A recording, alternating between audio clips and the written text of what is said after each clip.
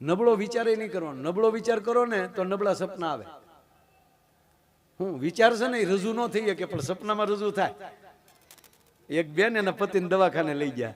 એ કે ડોક્ટર સાહેબ તમારા ભાઈ રાતના ઝંખે બહુ, રાતના બહુ નીંદરમાં બોલે. એટલે ડૉક્ટર સાહેબે કીધું કે આલ્યો બેન આ ટીકડી તમે એને વાળું કરીને નીંદર જ્યારે સુવાનું હોય ને આ સૂતા પહેલાં ટીકડી આપી દેજો એટલે નહીં બકે. તો બેન કે એમ નહીં તો સોખું બોલે એવું કંઈક કરો. એ નીંદરમાં કોકનું નામ લે સંભળાતું નથી હર કોઈ.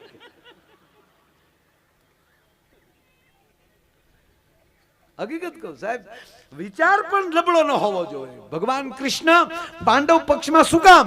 પાંડવોના દીકરાઓને સાહેબ નબળું સપનું આવ્યું હોય તો હવારમાં રજૂ થતું હતું કે આજે મને નબળું સપનું આવ્યું, અને ત્યારે એને ફરીવાર પાછો અભિષેક કરવામાં આવતો હતો. તો તું અપવિત્ર થયો કેવા, અને અભિષેક કરો. જે નબળું સપનું ન જોઈ શકે. મને જો કે કોઈ સપના જ ઓછા આવે. પ્રોગ્રામમાં થાકીને હુઈ ગયામાં સપનું જોવું ક્યાંથી? અને સપના આવે તો ડાયરા ના આવે, બાપુને સાંભળતા હોય એવા આવે. અમાર ભૂરિયાને કોઈ દી સારું સપનું ન આવ્યું. બોલ જારે જાગે તે આપતો આપતો હું છું ખૂટીઓ વાંચ્યો હતો,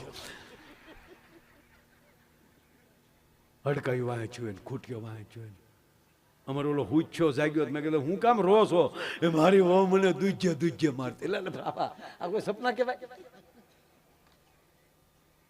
દૂજ્યું લાગે કોઈ બે દૂજ્યું સુધાતા બે બાજા અને એની પત્ની દૂજ્ય માર્યો. આવું સપનું આવ્યું. હું તમને એક વાત કહું. આપણે ગોવિંદ કાકા એકવાર હરિદ્વાર બધા એનો આખો સ્ટાફ અને ભાગવત કથા હતી, મારો પ્રોગ્રામ હતો. હું કહું તમને, સપનું મોડું નહીં જોવાનું. સપનામાં હારા માણાને હારે બેઠા હોય. બાપુ તમને કરે સપનું આવે કે નહીં? અને તમને સપનું આવે તેથી સપનામાં તમને જીભ જલાય કે ન જલાય?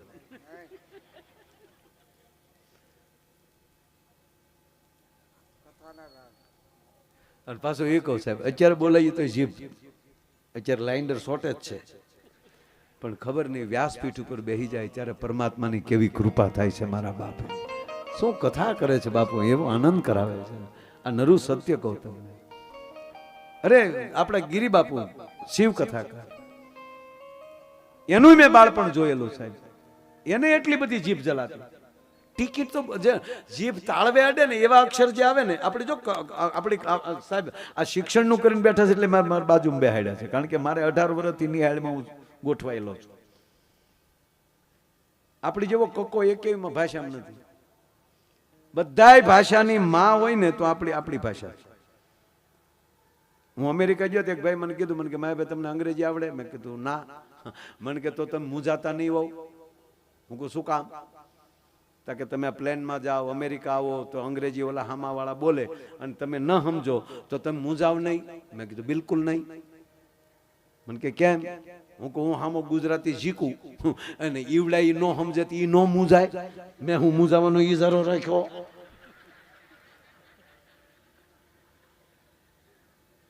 સંસ્કૃત, હિન્દી અને ગુજરાતી એ ત્રણેય સગી બહેનો છે અને સંસ્કૃત ભાષાની દીકરીઓ છે. ત્રીજી વાત, કોઈ પણ ભાષા હોય એને બોલવું તો ગુજરાતી જ પડે. એ બધા શૈક્ષણિક બેઠા છો, રેકોર્ડિંગ થાય છે. કાલ કો કેમ કે માયાભાઈ મૂર્ખાઈમાં બોલે, ના, સિક્કો મારીને બોલવું તો કક્કામાં જ પડે.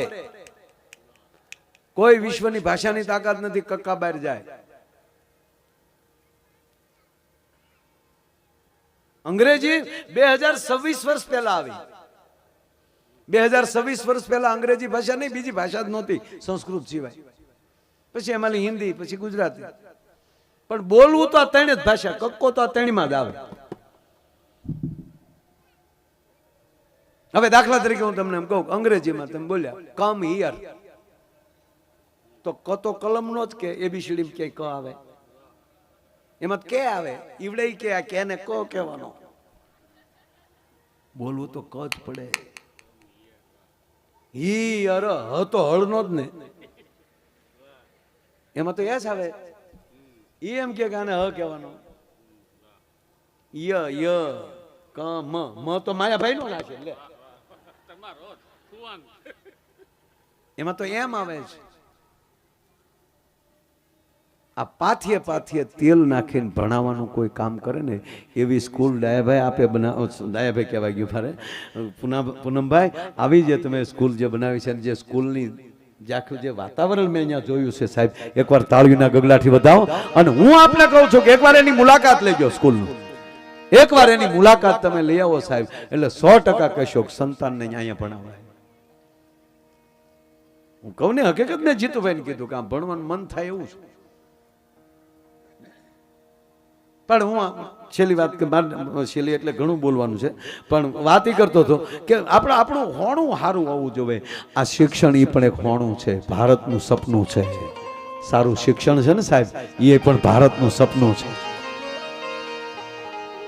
2047 ભારતની આઝાદીના 100 વર્ષ થશે અને નરેન્દ્રભાઈ મોદી એમ કહે છે કે 2047 દેશ વિશ્વગુરુ હશે. અત્યારે હું નથી કીધું એને કે હું વિશ્વગુરુ બનું. ના, આ નવી પેઢી ક્યાંક સારું ભણી રહી છે ને એટલે એને ભરોસો છે કે આ યુવાનો છે યુવાન થઈ અને આ દેશને વિશ્વગુરુ બનાવશે. એની અંદર તમે પૂનમભાઈ એક આહુતિ આપી છે સ્કૂલની. એટલે મેં હરિદ્વાર ગોવિંદ કાકા હવે ધ્યાનથી સાંભળજો વાત બાપુ. મારો ત્યાં પ્રોગ્રામ હરિદ્વાર, અહીંથી અમે દિલ્હી પહોંચ્યા. કાકાનો ફોન આવ્યો, કેટલે પહોંચ્યા? અમે દિલ્હી. 1.5 કલાક પછી અમે દેહરાદૂન ઉતરશું. મને કે કાંઈ વાંધો નહીં, ત્યાં 2 ગાડી પડી છે, તમારા સાજિંદાની એની ગાડી છે, એક ગાડી તમારી છે.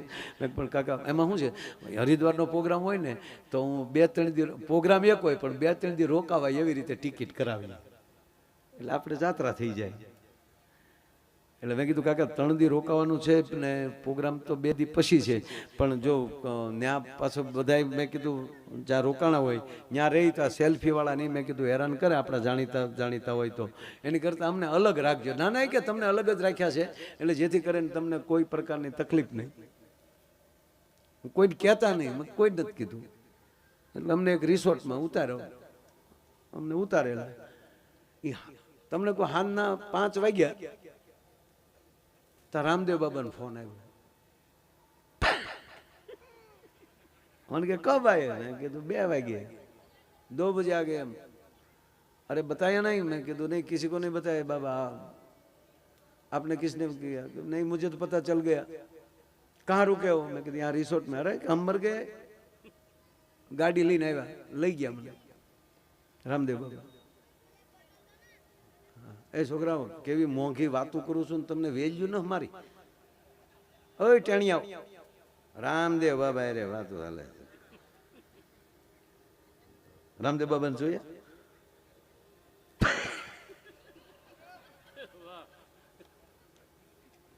અમુક માણસો બહુ મને કે માયા ભાઈ રામદેવ બાબા એમ કહે કે કરો યોગ ને ભાગે રોગ.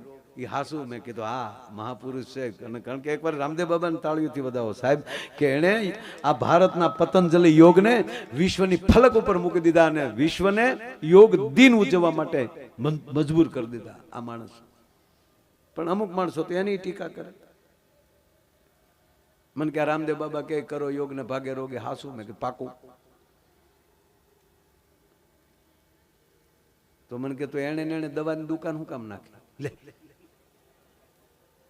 મેં કીધું પછી બધું મેં કીધું હું કામ બીજી વાતો કરે? મને કે પણ હરખું થઈ જાય. મેં કીધું મને તો એની કેમ ના હારી થતી લે? એટલે ભાઈ મેં બધું ન હરખ્યું થાય, સંતો પરમાર્થ માટે કરતા, એના માટે કાંઈ ન કરતા હોય.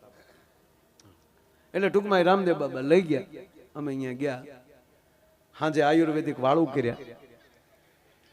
એ આયુર્વેદિક વાળું કર્યા પછી 1.5 કલાક 2 કલાક વાતું કરી 11 વાગે હોઈ ગયા. પાછા વહેલા 4:30 જાગી ગયા. એ 4:30 થી 5:30 રામદેવ બાબા જેમ વળ ખાધા મેં વળ ખાધા, યોગા કર્યા. એ 5:30 થી 6:30 સ્વિમિંગ કર્યું. 6:30 પાછા નાઈ ધોઈ ફ્રેશ થઈ થોડા ઘણા ધૂપ દીવા કર્યા, એકાદી માળા કરી અને 7:30 અમે આયુર્વેદિક નાસ્તો કરવા બેઠા. તા મોદી સાહેબનો ફોન આવ્યો રામદેવ બાબા ઉપર. બાબા આજ લાઈવ તો નહીં હોય? લાઈવ કેમ નથી આજ? अरे मोदी जी आज हम नहीं लाइव हुए. अरे कहा बाबा, मैंने देखा डे लाइव था, कल का था, आज आप लाइव नहीं थे? कि नहीं नहीं आज गेस्ट आए, मेहमान आए. कौन मेहमान आए? माया भाई. अपने माया भाई? कहा बस नाश्तो करने बैठने. मोदी साहब के नाश्तो करे माना हूँ अगले दिल्ली थी निकलो अरे नाश्तो करी. રામદેવ બાબાએ કીધું મને કે ઘડીક શાંતિ રાખો, મોદી સાહેબ આવે છે. હવે સાહેબ અરે કદાચ 5 કલાક વાટે બેહવું પડે તો એમાં તો હરખ જ હોય ને. એમ અવડા મોટા માણસ આપણે અરે નાસ્તો કરવા ઠેઠ દિલ્હીથી હરિદ્વાર આવતા હોય એટલે મને તો પોરાના ફલ્લા ચડ્યા. ક્યા બાત હે. અરે બાબા કોઈ બાત નહીં. મેં કીધું બેઠેંગે યાર. કલાક થઈ તા ફોન આવ્યો દેહરાદૂન. સાહેબ દેહરાદૂન લેન્ડ થઈ ગયા છે, દેહરાદૂન ઉતરી ગયા છે અને 20 મિનિટમાં સાહેબ પહોંચે છે. એ 20 મિનિટે સાહેબ પહોંચે છે. આ ફોન મૂક્યો અને મારે જગાઈ ગયું.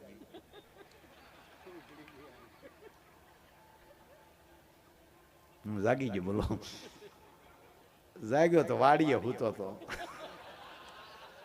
ક્યાં હરિદ્વાર ક્યાં. પછી મેં ઓશિકાને પૂનમભાઈ ઢીકા માર્યા. ઓશિકાને એક 20 મિનિટ હોવા દીધો તો તારો બાપ નાસ્તો તો આર્ય થઈ જાત નથી.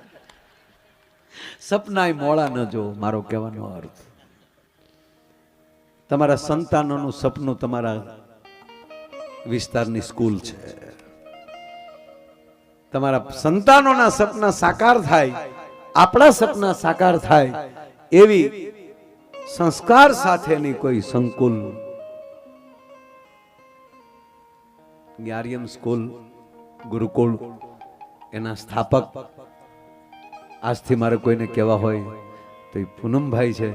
એકવાર એને તાળીના ગગડાટથી વધાવો અને પૂનમભાઈને વિનંતી કરું કે 2 શબ્દો એમનો રાજીપો વ્યક્ત કરે.